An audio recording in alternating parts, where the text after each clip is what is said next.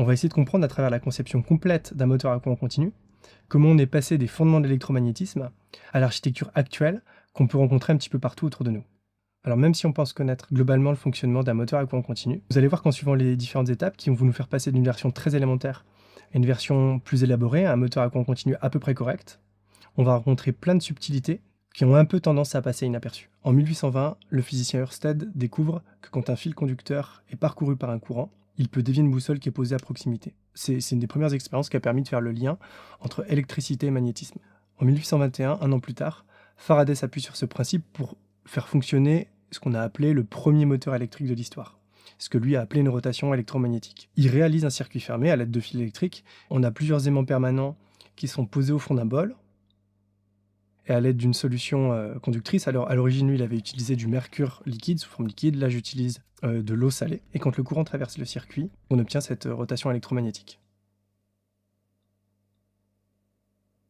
Alors cette rotation, elle a été expliquée plus tard avec ce qu'on appelle la force de Laplace. Un fil conduisant un courant électrique, qui est plongé dans un champ magnétique, donc champ magnétique qui a été provoqué, qui est produit par l'aimant permanent, va subir une force qui va l'amener à se déplacer. Si on considère le cas simple pour lequel le champ magnétique il est directement perpendiculaire au courant électrique, la formule elle est très simple, on a F égale BIL, autrement dit F égale B fois I fois L. Donc B correspond à la densité du flux magnétique, qui correspond à l'intensité du champ magnétique au niveau du conducteur électrique, et il est exprimé en Tesla. I c'est le courant électrique qui est exprimé en ampères, et L c'est la longueur du fil qui est soumis au champ magnétique, qui est exprimé en mètres. Et la force qu'on obtient, exprimée L en newton, elle sera directement perpendiculaire au courant et au champ magnétique. Alors c'est justement cette formule, F égale B fois I fois L, qui va nous guider pendant toute la conception de ce moteur. La première chose à faire, c'est de se mettre dans les conditions dans lesquelles cette formule elle est valable, c'est-à-dire s'arranger pour que le champ magnétique B donc, soit directement perpendiculaire au courant I. Donc pour ça, on va créer une boucle de courant rectangulaire, à peu près rectangulaire, à l'intérieur d'un champ magnétique qui va être créé par deux aimants permanents, qui va être donc deux aimants en fait, des aimants qu'on va positionner de part et d'autre de la boucle. Et donc si ici on regarde cette boucle de face, donc là on peut considérer que le courant il vient vers nous, et là on peut considérer qu'il plonge dans la feuille. On va obtenir une force à gauche, une force à droite, c'est ce qu'on appelle un couple de force qui va permettre de créer une rotation. La boucle de courant qui va être en rotation, c'est ce qu'on appelle le rotor. Et puis l'enceinte qui va contenir les aimants permanents, la partie qui est statique s'appelle le stator. Pour le stator, afin de créer le champ magnétique, j'ai fait le choix d'utiliser des aimants permanents en néodyme. Il est conçu de manière à pouvoir disposer ces aimants de manière à peu près circulaire autour du rotor afin de créer un champ magnétique relativement uniforme.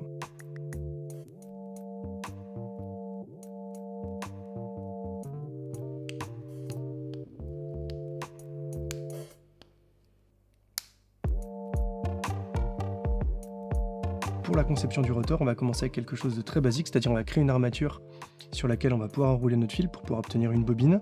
Et comme le but c'est d'obtenir le plus grand couple possible, donc en fait la plus grande force possible, si on regarde la formule F égale BIL, on voit que là B il est fixé par les aimants que j'ai choisis et la distance à laquelle ces aimants sont du rotor. La valeur, l'intensité du courant I, ici il est limité, on le limite à 4 ampères, parce que compte tenu du diamètre des fils, 0,4 mm, et de la longueur de fil, donc la résistance globale de la bobine, si on dépasse ce courant, on risque de provoquer une surchauffe, voire de faire brûler directement la bobine. Donc ici, on peut agir uniquement sur L, donc en fait c'est la longueur de fil qui va être soumise au champ magnétique. Donc ici on a réalisé une bobine qui est composée de 25 tours de fil.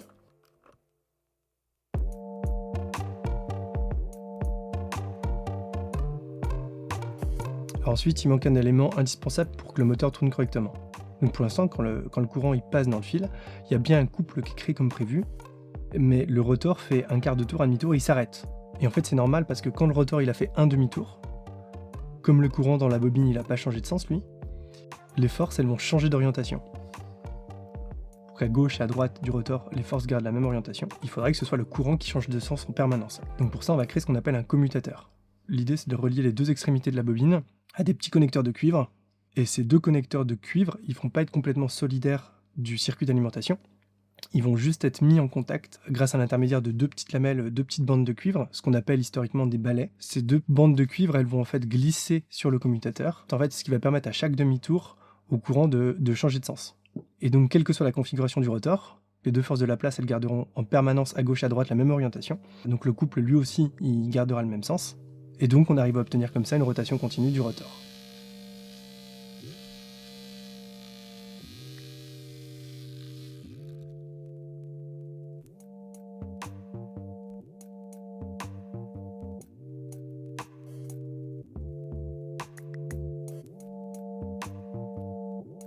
Bon, du coup, ça y est, la première version de ce moteur à courant continu, la plus simple, elle est fonctionnelle, ça tourne. Mais bon, pour nous, là, l'objectif, c'est quand même d'essayer de concevoir le moteur le plus performant. Donc, pour quantifier ces performances-là, on va s'appuyer sur deux choses. Première chose, ça va être le calcul de la puissance mécanique. Donc, la puissance mécanique qui va être délivrée par le moteur, ça va être le produit de deux choses. Ça va être sa vitesse de rotation. Plus il tourne vite, plus il est puissant. Mais une vitesse de rotation toute seule, ça ne veut pas dire grand-chose, parce qu'on peut obtenir un moteur qui tourne très très vite, qu'on arrive à stopper juste en posant le doigt dessus. Donc, la seconde chose qui va être importante, ça va être évidemment le couple. C'est-à-dire l'action mécanique en rotation de ce moteur. Donc ce qui permet d'avoir une puissance mécanique élevée, ça va être une vitesse de rotation importante et un couple important. Pour obtenir une puissance qu'on va exprimer en watts, il faut que notre couple soit exprimé en newton fois mètre, newton-mètre, et que la vitesse de rotation soit exprimée dans les unités du système international, c'est-à-dire en radians par seconde. Alors pour obtenir la courbe de puissance du moteur, on va déjà essayer d'avoir une première représentation graphique. Ça va être l'évolution de la vitesse de rotation en fonction du couple qu'on appelle du couple utile, c'est-à-dire le couple qui est fourni par le moteur. Alors, on peut démontrer que cette relation, c'est une relation affine, et lorsque le couple utile il est nul, quand on lui demande rien du tout, c'est à ce moment-là évidemment qu'il tourne à sa vitesse de rotation la plus importante, qu'on va noter ici oméga 0, la vitesse à vide, et plus la charge va être importante, plus on va charger le moteur, c'est-à-dire plus le couple utile va être important, plus cette vitesse de rotation va diminuer, jusqu'à un moment donné s'arrêter complètement. Donc la vitesse de rotation va devenir nulle, et on va atteindre ce qu'on appelle le couple de blocage. Alors pour mesurer la vitesse à vide, on va utiliser ce qu'on appelle un codeur incrémental pour mesurer la vitesse de rotation. Donc c'est un petit disque qui comporte plusieurs petites ouvertures, un émetteur et un récepteur de lumière. Chaque fois qu'il y a de la lumière qui passe, on enregistre un petit créneau, une petite impulsion, un front montant, un front descendant, grâce à un oscilloscope. Et donc il suffit de mesurer la période du signal qu'on obtient pour en déduire la vitesse de rotation. On mesure à peu près une période de 3,75 millisecondes, et donc on en déduit que le moteur il tourne à peu près à 8010 tours par minute, soit environ 838 radians par seconde. Donc là, a priori, à 8000 tours par minute, c'est assez impressionnant, ça tourne très vite. On pourrait se dire, on obtient une très grosse puissance mécanique. Mais en fait, si on s'intéresse maintenant au couple, donc là, en fait, on va mesurer le couple de blocage, on va voir qu'il est très très faible. Donc pour mesurer ce couple, on utilise un tout petit levier, on utilise un petit levier qui est imprimé en 3D. On place à son extrémité, en essayant d'être le plus perpendiculaire possible, un dynamomètre pour mesurer une force. Et on voit qu'en situation de blocage, la force vaut environ 0,08 newton. Et comme cette force elle est appliquée à 3 cm de l'axe de rotation, 3 cm c'est la taille de mon levier, en fait c'est ce qu'on appelle un bras de levier, on obtient un moment, ce qu'on appelle un moment de force de 0,0024 newton-mètre. Donc ce qu'on vient de calculer, c'est le couple de blocage de 0,0024 newton-mètre. Donc quelque chose qui est très faible. Donc à partir de cette courbe maintenant, il suffit de multiplier l'ordonnée, donc la vitesse de rotation, par le couple, parce qu'on sait que le couple fois la vitesse de rotation, c'est la puissance, et on obtient la courbe de puissance de notre moteur. On voit bien que la puissance évolue en fonction du couple utile. Ici, on obtient un maximum d'environ 0,5 watts, ce qui est évidemment une puissance très faible. Pour étudier les performances de ce moteur, on va regarder quelque chose d'autre aussi. On va regarder ce qu'on appelle le rendement. Donc le rendement, ça va être la puissance de sortie, donc notre puissance mécanique, divisée par la puissance d'entrée, c'est-à-dire la puissance électrique. Puissance électrique, donc, qui correspond au produit U fois I. Alors U, c'est une constante. On alimente notre moteur avec une tension constante qui vaut 4 volts. Et le courant I, on utilise notre alimentation qui nous sert d'ampèremètre, qui nous permet de mesurer le courant consommé par le moteur. Et voilà la courbe qu'on obtient pour le rendement. Et on voit à quel point c'est catastrophique. On obtient un rendement maximal d'environ 3%. Donc autrement dit, pour 100 watts qu'on va mettre en entrée, pour 100 watts d'énergie électrique, donc seulement 3 watts vont être transformés en énergie mécanique et vont être utilisables. Et le reste, 97%, vont être perdus, vont être transformés en grande partie en chaleur. Donc c'est mieux que le moteur qu'on a montré tout au départ, le moteur de Faraday. On obtient une puissance mécanique exploitable, mais il y a plein de choses à faire pour obtenir un moteur bien plus performant. Donc pour ça, on va retourner sur notre formule F égale B fois I fois L. B et I, on a dit qu'on ne pouvait pas vraiment y toucher. Donc là, ce qu'on va essayer de modifier, c'est L. Donc L, la longueur du fil. Si on rajoute plus de tours de bobine, ça va finir par poser problème, parce que si on les rajoute vers l'extérieur, ça va finir par frotter contre le stator. Et si on creuse des encoches plus profondes pour en mettre plus vers l'intérieur, on arrivera à faire plus de tours, mais ce ne sera pas vraiment utile, parce que ces fils-là seront trop à l'intérieur, et seront trop loin des aimants, donc la densité du flux magnétique sera trop faible. Donc finalement, c'est le B qui va diminuer. Donc la meilleure chose à faire ici, c'est de rajouter du fil, de la longueur de fil, c'est de multiplier le nombre de bobines qu'on a. Donc plutôt que d'avoir 2 fentes et d'avoir une seule bobine, on va ici en rajouter 8 fentes pour pouvoir au total avoir 4 bobines. Et là, il va falloir faire attention à quelque chose. Si on se contente de multiplier le nombre de bobines, ce qui va se passer, c'est que quand le rotor tournera un petit peu, la première bobine arrêtera d'être alimentée, puis ce sera la suivante d'être alimentée. Quand on va tourner encore un petit peu, de nouveau, la deuxième bobine ne sera plus alimentée et ce sera la suivante d'être alimentée. Et l'idéal, ce serait que toutes les bobines soient alimentées en même temps, pour faire en sorte que tous les fils du côté gauche soient parcourus par un courant qui va dans le même sens, qui vient ici par exemple vers nous, et que tous les fils, tous les conducteurs du côté droit soient parcourus aussi, eux aussi, par un courant qui va dans le même sens, c'est-à-dire un courant ici qui plonge dans la feuille. C'est ce qui permettrait de maximiser la force obtenue, c'est-à-dire maximiser à un instant T la longueur de fil qui est soumise au champ magnétique. Et donc pour ça, en fait, il faut réaliser un câblage des bobines avec le commutateur bien particulier. Donc c'est un vrai tressage qu'il faut réaliser pour s'arranger à chaque fois, pour avoir dans la partie gauche tous les conducteurs parcourus par un courant qui va dans le même sens, et de la même manière, à droite, avoir tous les conducteurs qui sont parcourus par un courant qui va dans le sens inverse, dans le sens opposé.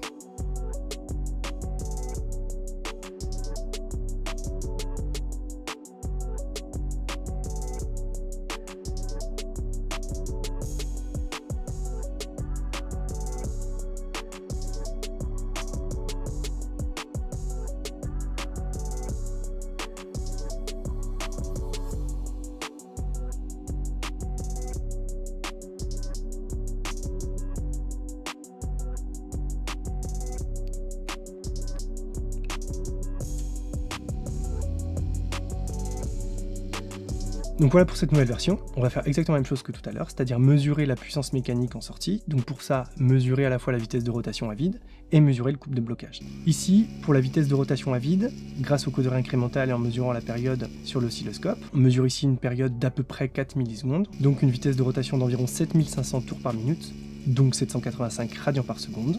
Et là, ce qui est très surprenant, c'est qu'on essaie d'aller vers un moteur de plus en plus performant, et là la vitesse semble diminuer. Alors ce phénomène il repose sur ce qu'on appelle la force contre-électromotrice.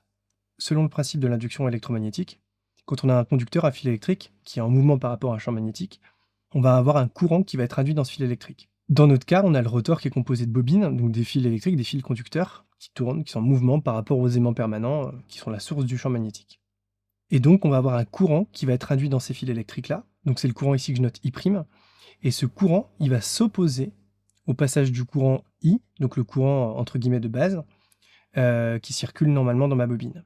Et donc le courant total va être plus faible, et donc la vitesse à vide du moteur sera plus petite. Alors ça ne veut pas dire que notre moteur il est moins puissant, parce qu'on a vu que l'autre composante de la puissance c'était le couple, donc on va regarder le couple, plus particulièrement le couple de blocage.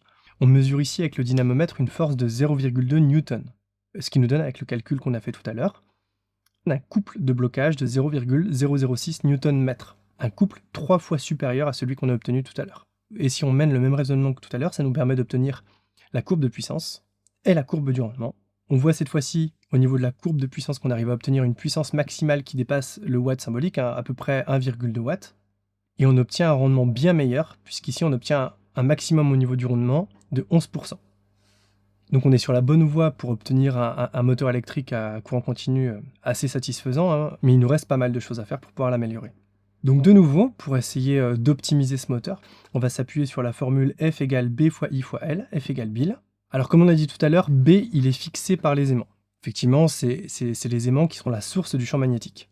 Mais pour être plus exact, dans la formule B fois I fois L, B il correspond à la densité du flux magnétique au niveau des bobines, c'est-à-dire au niveau des conducteurs électriques. Très proche des aimants, on a une densité qui est très importante, et plus on s'éloigne, plus cette densité elle va diminuer. C'est ce qu'on observe quand on représente, vous avez peut-être déjà vu ça, quand on représente un aimant permanent et qu'on représente les lignes de champ.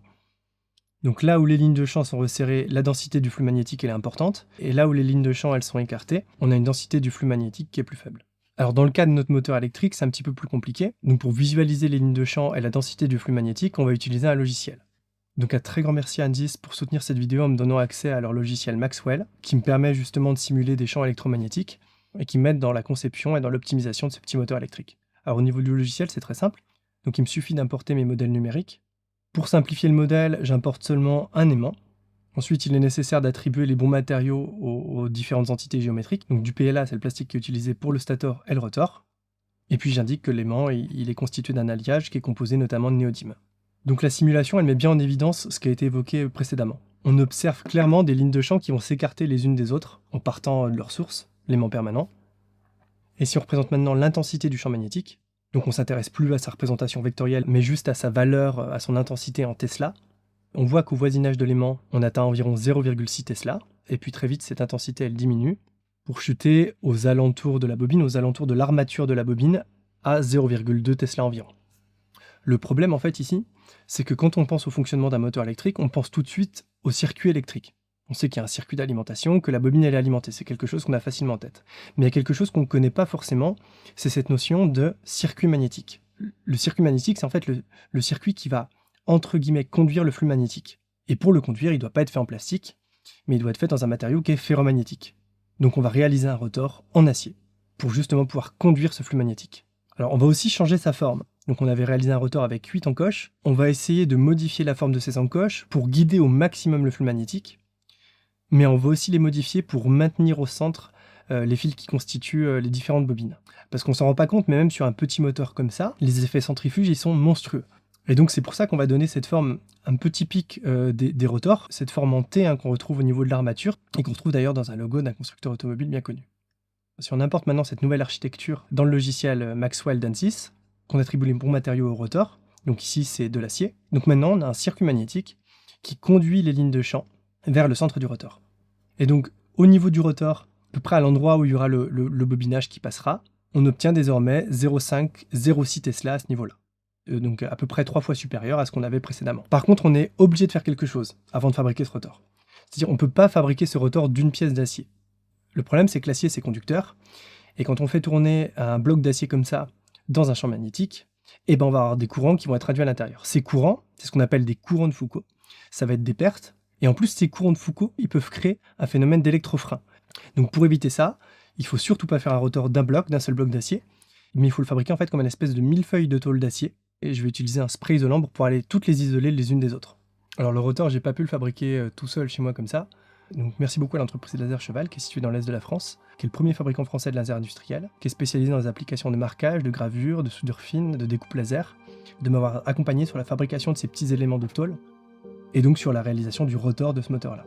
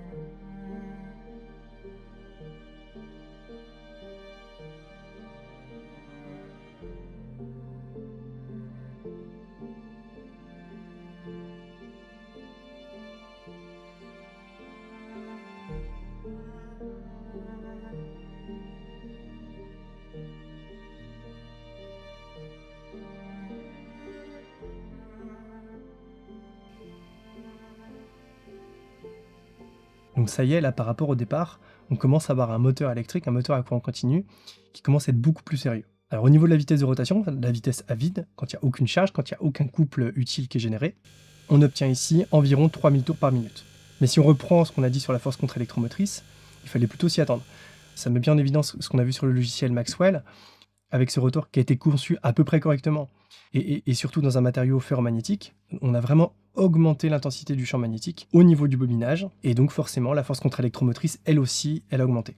Maintenant au niveau du couple, le couple de blocage, on atteint désormais 0,03 Nm. On est passé de 0,006 à 0,03.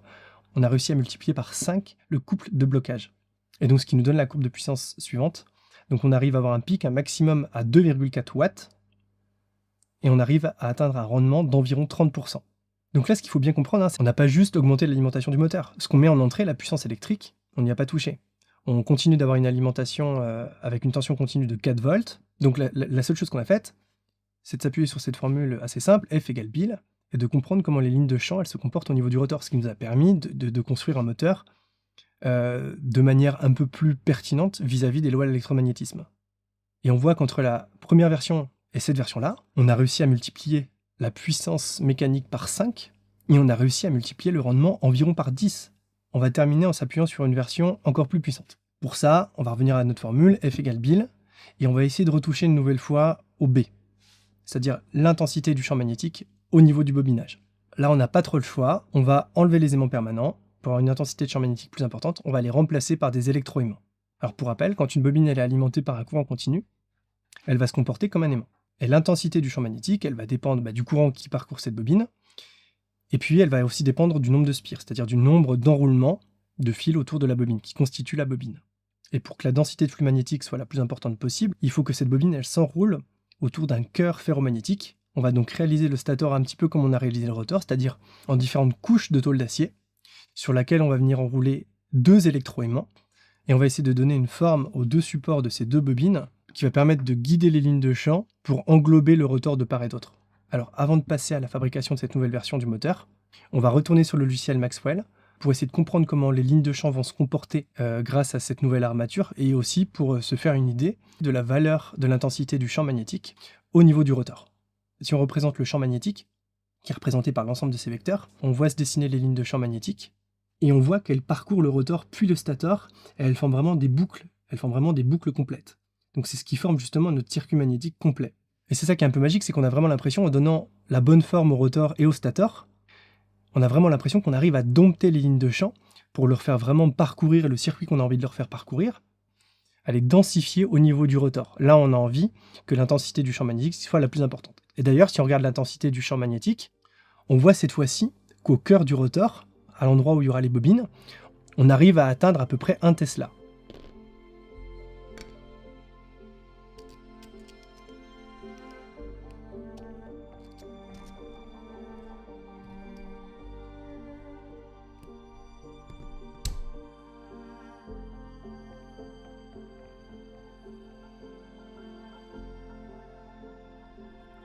On va en profiter pour faire autre chose, c'est améliorer un petit peu le commutateur. On va laisser tomber la version un petit peu archaïque qu'on utilise depuis le début, c'est-à-dire utiliser des balais un peu comme on le faisait avant, c'est-à-dire des petites bandes qui sont composées de fils tressés pour les remplacer par des charbons, donc des petits blocs de graphite qui sont conducteurs, qui vont venir frotter, être en contact avec les commutateurs. Et ça permet justement par rapport au balai qu'on utilisait avant, d'avoir un contact bien plus régulier. Et puis même si ça s'use dans le temps, ça se dégrade beaucoup moins rapidement que les petits balais de cuivre qu'on utilisait tout à l'heure.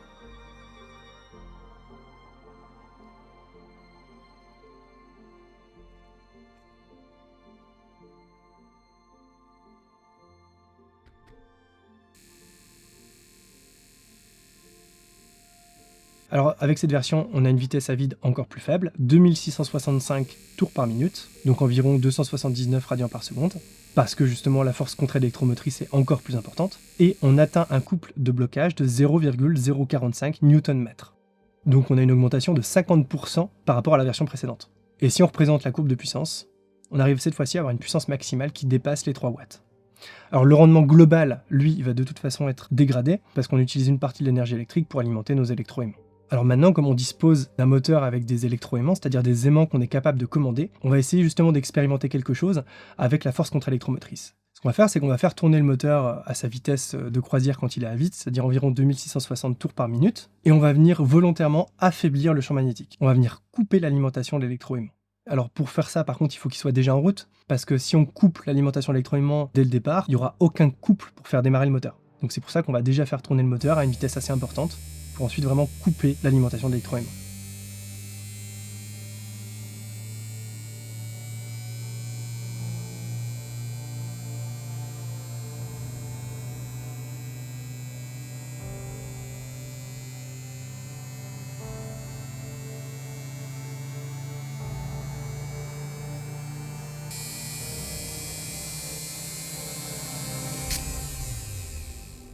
Bon, je pensais pas forcément détruire le moteur qui m'avait pris pas mal de temps à concevoir, mais bon, je devais quand même un petit peu m'y attendre. Donc ici, en fait, quand la force contre-électromotrice elle a chuté, il y avait plus de courant qui était là pour venir freiner le courant de base du moteur. Donc il y avait plus de force contre-électromotrice pour venir freiner le moteur. On a fait face à une espèce d'emballement du moteur, il a dépassé les 10 000 tours par minute.